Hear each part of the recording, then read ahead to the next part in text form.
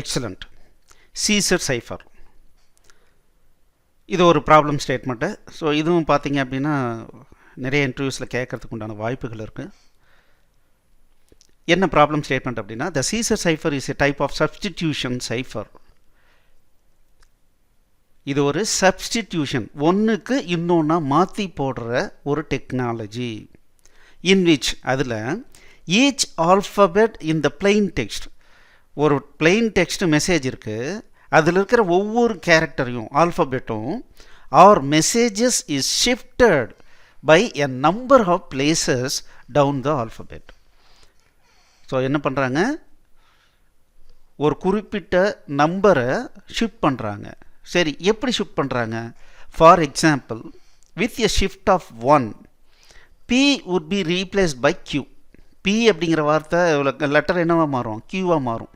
ஏன்னா Pக்கு அடுத்தது என்ன? Q. அதாவது ஒரு shift. Q would become R and so on. To pass an encrypted message from one person to another, it is first necessary that both parties have the key for the cipher. அதாவது ஏதாவது ஒரு media வழியாக நம்ம ஒரு முக்கியமான ஒரு மெசேஜை இங்கேருந்து அங்கே அனுப்புகிறோம். நம்மளுடைய நண்பர் வந்து நம்ம இந்தியாவில் இருக்கோம், நம்ம நண்பர் வந்து அமெரிக்காவில் இருக்காருன்னு வச்சுக்கலாம். சப்போஸ் இன்பிட்வீனில் யாராவது அந்த டெக்ஸ்ட்டை ட்ராப் பண்ணால் கூட அவங்களால இந்த மெசேஜை டக்குன்னு படிக்க முடியக்கூடாது. அப்படிங்கிறதுக்கு தான் இந்த என்கிரிப்ஷன் டெக்னிக். அப்போது என்ன பண்ணணும், முன்னாடியே வேறு மீடியா வழியாக இதுதான் நான் இப்போ அனுப்பிச்சிருக்கிற மெசேஜினுடைய கீ அப்படின்னு அனுப்பிச்சி விட்டோம்னா அந்த கீயை வச்சு தான் அவர் டீக்ரிப்ட் பண்ணி பார்க்க முடியும். அதுதான் அவங்க சொல்கிறாங்க. To pass an encrypted message from one person to another, it is first necessary that both parties have the key for the cipher. So that அதன் மூலமாக the sender may encrypt and the receiver may decrypt. Sender என்ன பண்ணுவார்? Encrypt பண்ணுவார். Receiver என்ன பண்ணுவார்? Decrypt பண்ணிக்குவார். சரி, இது எல்லாமே ஸ்டோரி. இது ஆக்சுவலாக என்ன பண்ணுறாங்க அப்படிங்கிறது பார்க்கலாம்.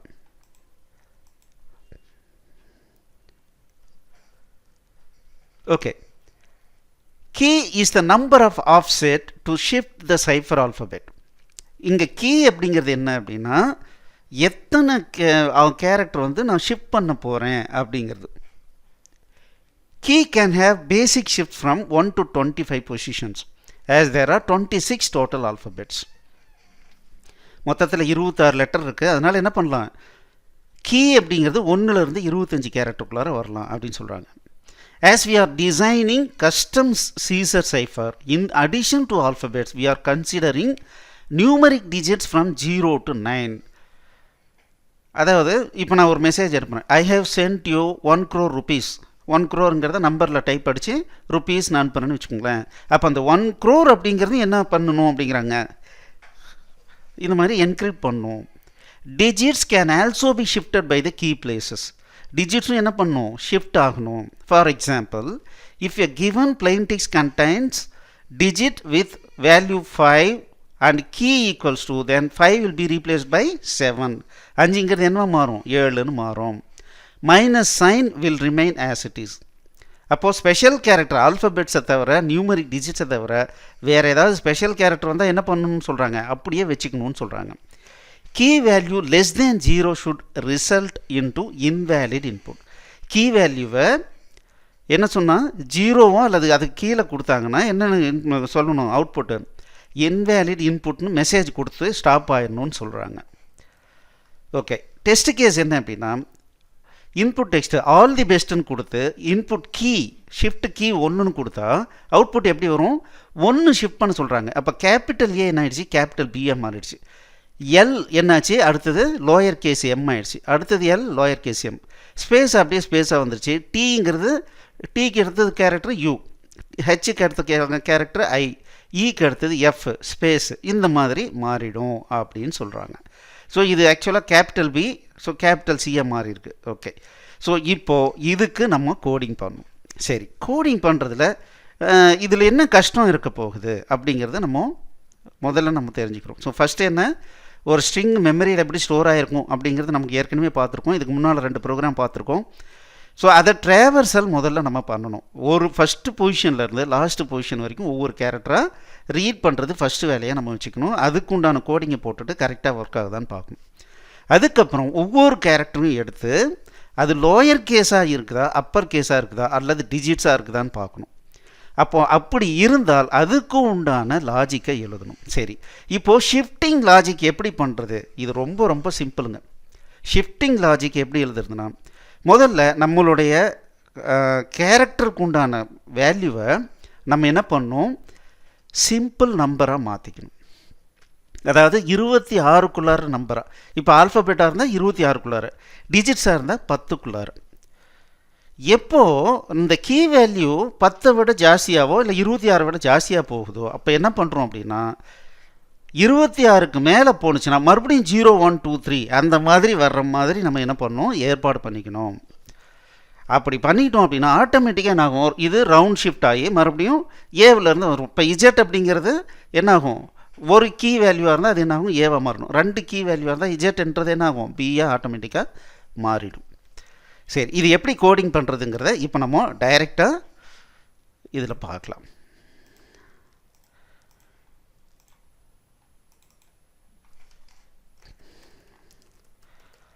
hash include stdio.h Caesar cipher டூன்னு போடுறேன். இது ஏற்கனவே நான் ஒர்க் அவுட் பண்ணுது. ரைட், int main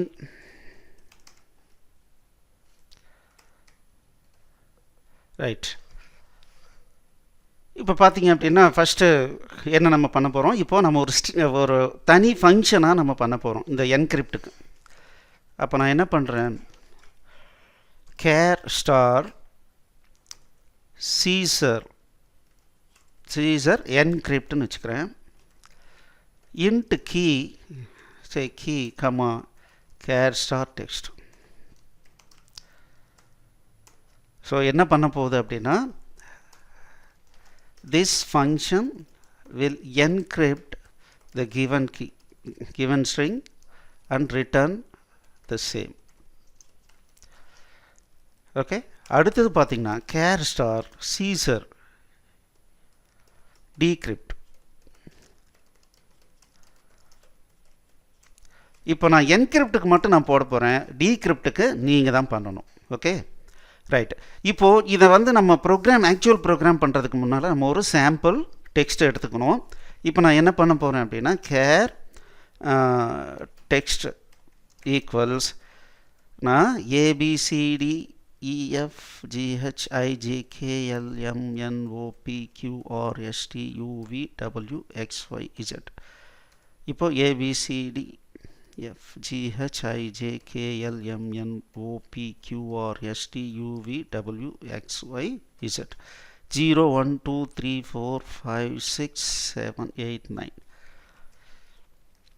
ஸோ இதையே நான் இன்புட் ஸ்ட்ரிங்காக கொடுக்க போகிறேங்க. இதை கொடுத்துட்டு இது என்னவா மாறுது அப்படிங்கிறத நம்ம பார்க்க போகிறோம். ஓகே, சரி. இப்போ int key is equal to நான் 1ன்னு வச்சுக்கிறேன், சிம்பிளாக 1ன்னு வச்சுக்கிறேன். இப்போ பிரிண்ட் ஆஃப் original string.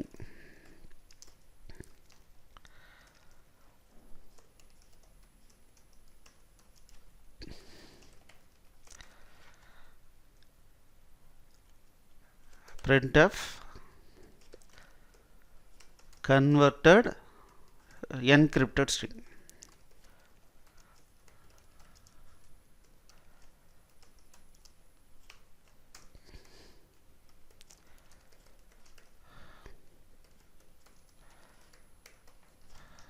பாருங்கள், இந்த சீசர் என்கிரிப்டுக்கு கீயும் டெக்ஸ்ட்டும் அனுப்ப போகிறேன். ஸோ இங்கேருந்து நான் ரிட்டர்ன் டிஎக்ஸ்டினே போட்டுக்க போகிறேன். அப்போ இங்கே என்ன இன்புட் ஸ்டார்டிங் அட்ரஸ் வருதோ அந்த ஸ்டார்டிங் அட்ரஸை நான் ரிட்டர்ன் பண்ண போகிறேன். ஓகே, இப்போ பேசிக் ஒரு டெம்ப்ளேட் நான் ரெடி பண்ணிட்டேன். ஒரு சாம்பிள் இன்புட் டெக்ஸ்ட்டு நானே ரெடி பண்ணிக்கிட்டேன். அதுக்கப்புறம் கீ 1ன்னு வச்சுக்கிட்டேன். ஒரிஜினல் ஸ்ட்ரிங்கையும் இங்கே போயிட்டு வர்ற ஸ்ட்ரிங்கையும் கன்வெர்ட் பண்ணி வர்ற ஸ்ட்ரிங்கையும் பிரிண்ட் பண்ணுறதுக்கு உண்டான கோடிங் போட்டேன். முதல்ல இது வரைக்கும் கரெக்டாக ஒர்க் ஆகுதா, ஏன்னா நம்ம பண்ணுறது டெஸ்ட் ட்ரிவன் கோடிங். ஒவ்வொரு ஸ்டேஜ்லேயும் நம்ம என்ன பிளான் பண்ணணுமோ அது ஒர்க் ஆகுதான்னு பார்க்கணும். ஓகே, இந்த என்கிரிப்டட் ஸ்ட்ரிங்ன்றதை அடுத்த லைனுக்கு கொண்டு வந்தால் நல்லாயிருக்கும். ஓகே, இன்னும் சொல்ல போனால் 2 லைனே வந்து கேப் விட்டுறேன், ரன் பண்ணுறேன். ஓகே, ஸோ ஒரிஜினல் ஸ்ட்ரிங்கு, இங்கே என்கிரிப்டட் ஸ்ட்ரிங்கு. ஓகே, இப்போ encryption logic. So encryption logic என்ன பண்ண போகிறோம், கேர், இதில் முக்கியமாக பாருங்கள் அன்சைன்டு கேர் யூஸ் பண்ணணும். C care star TMP equals text. So நம்ம ட்ராவர்சலுக்கு நம்ம இதுதான் வந்து ஸ்டாண்டர்ட் ப்ரொசீஜர். ஒரு பாயிண்டர் வச்சுக்கணும், அந்த பாயிண்டர்னுடைய ஸ்டார்டிங் பொசிஷனை அசைன் பண்ணிவிட்டு ஒரு லூப்பிங்கில் என்ட்ராகி அதுக்கப்புறம் அந்த பாயிண்டரை இன்க்ரிமெண்ட் பண்ணிக்கிட்டு போயிட்டே இருக்கணும். ஓகே, இப்போது C is equal to star TMP. இப்போது கரண்ட் பொசிஷனில் இருக்கிற கேரக்டர் எடுத்துக்கிறேன். ஸோ இப்போ நான் என்ன செக் பண்ணணும், check for upper case character. அடுத்தது check for lower case character. Then check for digits. Okay, இப்போ நான் என்ன பண்ணுறேன், இஃப் சி அப்படிங்கிறது ஏவில் இருந்தோ அல்லது சி அப்படிங்கிறது இஜட்டுக்குள்ளாரியோ இருந்ததுன்னா, ஸோ நான் எப்போவுமே என்ன பண்ணணும், C plus equal to key, இந்த கீயை வந்து ஆட் பண்ணிக்கிறோம். எத்தனை பொசிஷன் ஷிஃப்ட் பண்ணணுமோ அதை நான் முதல்ல ஆட் பண்ணிக்கிறேன். லாஜிக் இவ்வளோ தான். ஓகே, இந்த மாதிரி ஆட் பண்ண வாட்டி நான் என்ன பண்ணுன்னா, இப்போது இது இஜட்டுக்கு மேலே போணுச்சுன்னா தான் எனக்கு பிரச்சனை. இது ஆட் பண்ண வாட்டி இஜட்டுக்குள்ளார இருந்ததுன்னா நான் டைரெக்டாக அவுட்புட்டில் கொண்டு வந்துடலாம். அப்போ நான் என்ன பண்ணுறேன், இஃப் சி கிரேட்டர் தேன் இசட்டாக இருந்தால் நான் இப்போ என்ன பண்ணணும், ஒரு லாஜிக் பண்ணணும். என்ன லாஜிக் பண்ணணும், இதை ஷிஃப்ட் பண்ணுறதுக்கு நான் லாஜிக் பண்ணணும். ஸோ இந்த லாஜிக் வந்து கரெக்டாக ஒரு இதுக்கு எழுதிட்டோம்னா மற்றதுக்கு அப்படியே எழுதிடலாம். இப்போ நான் என்ன பண்ணுறேன் அப்படின்னா, கேபிட்டல் ஏ கூட பாருங்கள், கேபிட்டல் ஏன்றது 65, இதை எடுத்துக்க போகிறேன். இப்போ இது பார்த்திங்கன்னா சி அப்படிங்கிறது கீ ஆட் பண்ண வாட்டி ஒரு 69ஓ 70ஓ ஏதோ வேணாலும் இருக்கலாம். ஆனால் என்னை பொறுத்த வரைக்கும் இப்போ என்னென்னா 26வது கேரக்டரு 0லேருந்து 25 அப்படிங்கிற மாதிரி நான் கவுண்ட்டு வச்சுக்கிட்டு அதுக்குள்ளார எத்தனை இருக்குது அப்படின்னு நான் செக் பண்ணும். அப்போ நான் என்ன பண்ணுறேன் அப்படின்னா, இந்த சி அப்படிங்கிறதுலேருந்து ஏவுக்குண்டான டிஜிட்டை நான் என்ன பண்ணுறேன், மைனஸ் பண்ணிக்கிறேன். அப்போ மைனஸ் பண்ணிட்டேன் அப்படின்னா அது எத்தனாவது பொசிஷனில் இருக்குதுன்னு தெரிஞ்சிடும். அது கூட ஏவிலேருந்து இஜெட் எத்தனை கேரக்டரு, 26 கேரக்டர். அதை வந்து மாடு பண்ண அப்படின்னா ஆட்டோமேட்டிக்காக இப்போது இந்த சி அப்படிங்கிறது 28ன்னு வந்துச்சுன்னு வச்சுங்களேன். அப்போ 28ங்கிறது 26ஆல் மாடு பண்ணணுன்னா 26ங்கிறது 0ஆகவும் 27ங்கிறது 1ஆகவும் 28ங்கிறது 2ஆகவும் ஆட்டோமேட்டிக்காக மாறிடும் இல்லைங்களா. ஓகே, இது ரொம்ப ரொம்ப சிம்பிள் ஃபார்முலா. பட் என்னென்னா இது எப்படி ஒர்க் அவுட் பண்ணணுன்றதை நீங்கள் ஒரு முறை இந்த ஆஸ்கி டேபிளை வச்சு ஒர்க் அவுட் பண்ணி பார்க்கணும். ஸோ முதல்ல நான் என்ன பண்ணுறேன்னா, ஸோ இந்த மாதிரி பண்ணிவிட்டு இந்த மாதிரி கன்வெர்டட் கேரக்டரை நான் என்ன பண்ணுறேன், கரண்ட் பொசிஷனில் போட்டுடுறேன். ஸோ இங்கே பார்த்தீங்கன்னா ரீப்ளேஸ் த எக்ஸிஸ்டிங் கேரக்டர். ஓகேங்களா. இப்போ நான் பில்டு பண்ணுறேன், ரன் பண்ணுறேன். ஸோ இப்போது ஷிஃப்ட் கீ என்ன வச்சுருக்கோம், 1ன்னு வச்சுருக்கோம். அப்போ ஏ என்னாச்சு, பி ஆச்சு, பி என்னாச்சு, சி ஆச்சு, இப்படியே வருது. அப்போது இஜெட்டுக்கு வரும்போது என்ன வருது, ஏ மாறிடுச்சு. இப்போ இதை பாருங்கள், ஒய் என்னாச்சு, இஜெட் ஆச்சு, இஜெட் வரும்போது ஏ ஆச்சு. ஸோ இந்த லோயர் கேஸுக்கு நம்ம பண்ணல. இப்போ கீ வந்து நான் வந்து 2ன்னு கொடுக்குறேன்னு வச்சுக்கோங்க, கீ வேல்யூ 2ன்னு கொடுக்குறேன்னு வச்சுக்கோங்க. பில்டு கொடுக்குறேன், ரன் கொடுக்குறேன். ஸோ இங்கே பாருங்கள், ஏ என்னாச்சு, சி ஆச்சு, பி என்னாச்சு, இதாச்சு. அப்போது இந்த இசட் வரும்போது இங்கே பார்த்தீங்கன்னா டபிள்யூ எக்ஸ் வரும்போது அது என்னாச்சு, இசட்டாக மாறிடுச்சு. அதுக்கப்புறம் ஒய் வரும்போது ஏவாக மாறிடுச்சு, இசட்டுங்கிறது பியாக மாறிடுச்சு. ஓகே, இப்போது கேபிட்டல் ஏவுக்கு உண்டான லாஜிக்கை வெரிஃபை பண்ணியாச்சு. அப்போ இதை அப்படியே காப்பி பண்ணி நான் பேஸ்ட் பண்ணுறேன். Else if C lower case ஏவாக இருந்தால், so lower case A to இஜெட்டாக இருந்தால் மறுபடியும் அதே மாதிரி ஷிஃப்ட் பண்ணுறதை பண்ணுறேன். ஒருவேளை இஜெட்டை விட பெருசாக போச்சுன்னா ஸோ இங்கே என்ன பண்ணுறேன், லாஜிக்கு ஏவிலேருந்து மைனஸ் பண்ணிவிட்டு ஏவை இது பண்ணுறேன். அதே மாதிரி எல்சேஃப் இங்கே என்ன பண்ணுறோன்னா 0லேருந்து 9க்குள்ளார இருந்தால் அப்போயும் என்ன பண்ணுறேன், இங்கே இது மாதிரி பண்ணுறேன். சப்போஸ் இது 9ஐ விட கிரேட்டராக போயிடுச்சுன்னா இங்கே ரெண்டுலையும் என்ன பண்ணுறேன், ஃபஸ்ட்டு பொசிஷன் கேரக்டர் என்ன 0, இங்கே 26க்கு பதிலாக என்ன வரும் 10ன்னு வரும். ஸோ இதுதான் இங்கே ட்விஸ்ட்டு. ஏன்னா ஒருவேளை இந்த கீ ஷிஃப்டிங் கீ வந்து 25ன்னு கொடுத்தாங்கன்னு வச்சுங்களேன், அப்போது கரெக்டாக நம்மளுடைய லாஜிக் வேலை செய்யணும்னு வச்சுக்கோங்க. அப்போது இது கரெக்டாக நம்ம இந்த ஃபார்முலா போட்டால் தான் கரெக்டாக வேலை செய்யும்.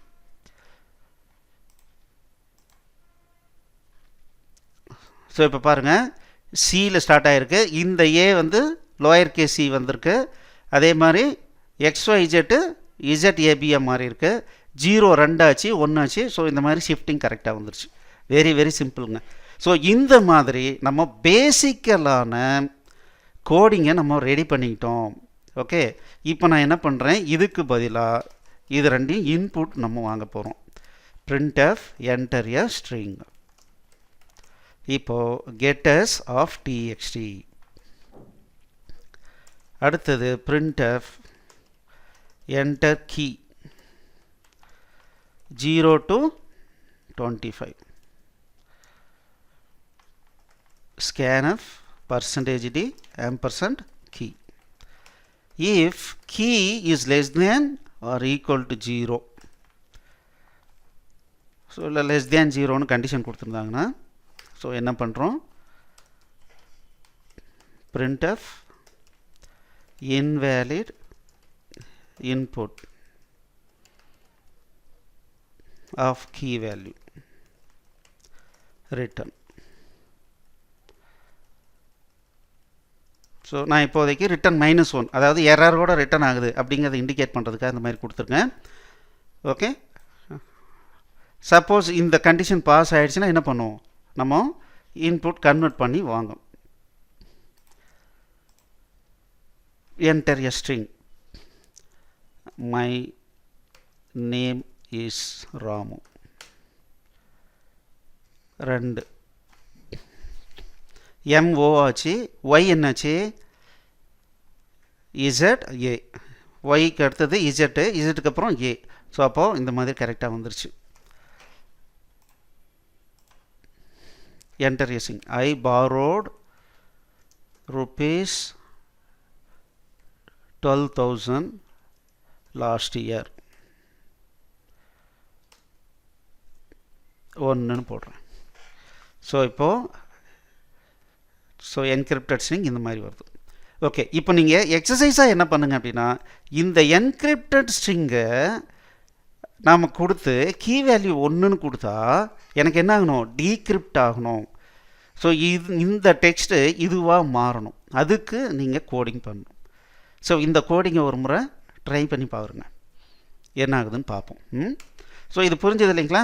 வெரி வெரி சிம்பிளுங்க. இதில் ஒரே ஒரு விஷயம் என்ன அப்படின்னா, அந்த ஷிஃப்டிங் இசட்டுக்கு அப்புறம் எப்படி ஸ்டார்டிங்க்கு வருதுங்கிறது, இதுக்கு வந்து அந்த மாடுலஸ் ஆப்ரேட்டர் வந்து ரொம்ப ரொம்ப உபயோகப்படும். இந்த கோடிங்கை அந்த குறிப்பிட்ட பார்ட் மட்டும் கரெக்டாக ஒர்க் அவுட் பண்ணி நீங்கள் புரிஞ்சுக்கிங்க. ஏன்னா இந்த விஷயங்கள்லாம் நீங்கள் ஒர்க் அவுட் பண்ணி புரிஞ்சுக்கிட்டால் தான் கரெக்டாக புரியும். என்ன தான் ஒருத்தர் சொல்லி கொடுத்தாலும் நீங்களே அந்த ஆஸ்கி டேபிளை வந்து எடுத்து பார்த்து, ஓ இது இப்படி மாறுது அப்படிங்கிறத புரிஞ்சுக்கணும். ஏன்னா இன்னொரு சின்ன கேள்வி ஒருத்தர் கேட்டிருந்தார், என்ன அப்படின்னா, இப்படி போட்டால் என்ன சார் அர்த்தம் அப்படின்னு கேட்டிருந்தார். C is equal to இந்த மாதிரி கேபிட்டல் இந்த ஏவை இந்த மாதிரி கொட்டேஷனில் போட்டால் என்ன அர்த்தம் அப்படின்னா, இந்த இடத்துல எங்கெல்லாம் கேரக்டர் வருதோ அந்த இடத்துல என்ன பண்ணுன்னா, இதுக்கு ஈக்குவலண்ட்டான ஆஸ்கி டேபிளில் அதனுடைய நம்பர் டெசிமல் நம்பர் என்னவோ அதை எடுத்துக்கும். இந்த கேஸில் பார்த்தீங்கன்னா 65ங்கிறத இங்கே எடுத்துக்கும் அப்படின்னு அர்த்தம். ஸோ இந்த இடத்துல இசட்னு நான் டைரெக்டாக போட்டு கண்டிஷன் செக் பண்ணால் என்ன, இந்த இசட்டுக்கு ஈக்குவலண்ட்டான ஆஸ்கி டேபிளில் என்ன வேல்யூ இருக்கோ அந்த வேல்யூவை இந்த இடத்துல போட்டு கம்பேரிசன் ஆப்ரேட்டரை பண்ணிக்கும் அப்படின்னு அர்த்தம். இதுதாங்க ரொம்ப ரொம்ப சிம்பிள். ஸோ அதனால் இதை புரிஞ்சுக்கிட்டிங்கன்னா கோடிங் வந்து ரொம்ப ரொம்ப ஈஸி. ஸோ இதை தான் நம்ம வந்து நிறைய சொல்லிக்கிட்டு இருக்கோம். ஸோ இந்த தீபாவளி ஆஃபரை நம்ம என்ன பண்ணிகிட்ருக்கோம் அப்படின்னா, ஒரு 30% டிஸ்கவுண்ட் எல்லாருக்கும் கொடுக்குறோம். அது November 21 வரைக்கும் நம்ம ஆஃபர் பண்ணுறோம். இந்த ஆஃபரை நீங்கள் யூட்டிலைஸ் பண்ணிக்கணும் அப்படின்னா 8508502000 இந்த நம்பருக்கு கால் பண்ணுங்கள். ஒரு பேமெண்ட் லிங்க் அனுப்புவோம். எந்த பேக்கேஜ் வேணும்னாலும் நீங்கள் வாங்கிக்கலாம். ஸோ அந்த பேமெண்ட் லிங்க்கை யூஸ் பண்ணி பேமெண்ட் பண்ணிவிட்டு எங்களுக்கு நேமு, அட்ரஸ்ஸு, காண்டாக்ட் டீட்டெயில்ஸ் அனுப்பிச்சி விட்டிங்கன்னா அதை இமீடியட்டாக ஆக்டிவேட் பண்ணி விட்ருவோம். ஸோ நம்ம திரும்ப சொல்கிறது, உலகத்தில் இது வரைக்கும் 700 லாங்குவேஜுக்கு மேலே இருக்குது கம்ப்யூட்டர் லாங்குவேஜஸ்.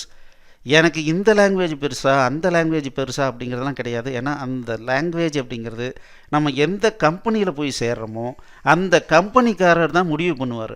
யாருக்கிட்டையுமே சார் ஜாவா பெஸ்ட்டா, சி ஷார்ப் பெஸ்ட்டா, பிஹெச்பி பெஸ்ட்டான்னு கேட்க முடியாது. ஏன்னா நம்ம போய் சேர்ற கம்பெனி என்ன லாங்குவேஜ் சூஸ் பண்ணியிருக்கோ அதுக்கு நம்ம அக்கஸ்டம் ஆகி நம்ம வேலை செய்ய தெரியணும். அதை தான் எல்லோரும் எதிர்பார்க்குறாங்க. அப்போ அதுக்கு என்ன சார் நம்ம பண்ணோம்? நம்ம பேசிக் ஸ்ட்ராங்காக இருக்கணும். பேசிக் அப்படிங்கிறது என்னென்னா லாஜிக்கல் திங்கிங். ஸோ அந்த லாஜிக்கல் திங்கிங்கை தான் நம்ம என்னென்னு சொல்கிறோம், C++ அண்ட் லாஜிக்கல் திங்கிங். இந்த மூணையும் இதே ஆர்டரில் நீங்கள் படிச்சிட்டிங்க அப்படின்னா கண்டிப்பாக ஒரு ப்ராப்ளம் ஸ்டேட்மெண்ட் பார்த்த உடனே நம்ம இப்படி ட்ரை பண்ணலாமா அப்படின்னு நமக்கு தோணும். அப்படி தோணுச்சுனாவே ட்ரையல் அண்ட் எரரில் நீங்கள் போட்டு பார்க்கும்போது கண்டிப்பாக அதுக்குண்டான சொல்யூஷன் கிடைக்கும். இதில் முக்கியமான ஒரு விஷயம், இன்றைக்கி பார்த்தீங்கன்னா 90% கோடிங் ரெடிமேடாக அவைலபிளாக இருக்குது. இன்டர்நெட்டில் நீங்கள் போய் சர்ச் பண்ணிங்கன்னா அதுக்குண்டான சாம்பிள் கோடு கிடைக்கும். எந்த கோடை எடுத்து நம்ம தூக்கி போட்டால் நம்மளுடைய ப்ராப்ளம் சால்வ் ஆகும்னு தெரிஞ்சதுனா கூட நமக்கு போதும். அந்த விஷயத்துக்கும் இந்த C++ லாஜிக்கல் திங்கிங் ரொம்பவே ஹெல்ப்ஃபுல்லாக இருக்கும். இன்றைக்கே பர்ச்சேஸ் பண்ணி ஸ்டார்ட் பண்ணுங்கள், டைமை வேஸ்ட் பண்ண வேண்டாம். ஐடியில் ஜெயிக்கணும்னா C++ and logical thinking must. Sir சியில் இன்னுமா சார் ஜாப் ஆஃபர் இருக்குன்னா சியிலேயே டைரெக்டாக ஜாப் ஆஃபர் இருக்கணுன்ற அவசியம் இல்லை. பட் இது படிக்கும்போது நமக்கு என்ன பில்ட் ஆகுதுன்னா லாஜிக்கல் திங்கிங் அப்படிங்கிற ஒரு எபிலிட்டி நமக்குள்ளார பில்ட் ஆகுது. அதுதான் நம்மளை ஜெயிக்க வைக்க போகுது. All the best. தேங்க்யூ.